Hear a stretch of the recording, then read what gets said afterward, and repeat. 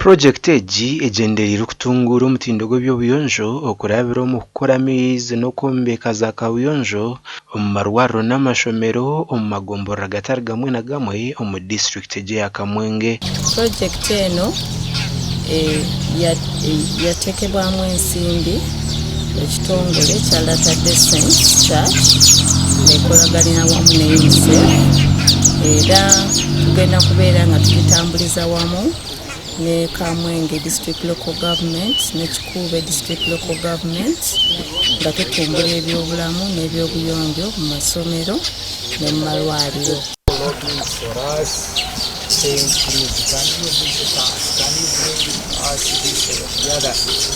But really, thank God that it happened during this time and during the time of our friends, staff, management.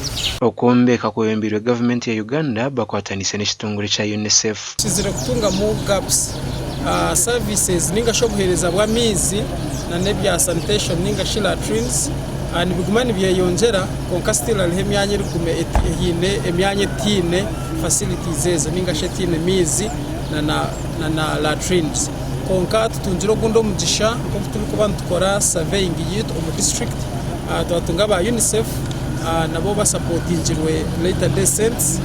Project egi neza kutuyamba omu bintu kabibiri cyo kubanza tusaguma twina mizo obwire bwona icya kabiri tuza kugira umwanya gukumara ninga ebyo bwicumi bukumara ebyabarwire abatukurebera.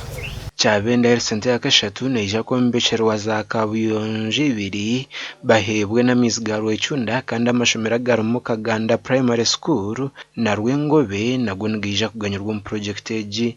Kira munonga kekirukano hari omushijo gw'omumara ekikweta typhoid ezo n'endwara ezikanyire zo kushanga zarabira omuntu n'obutanaba konka hariho ezindi esikweta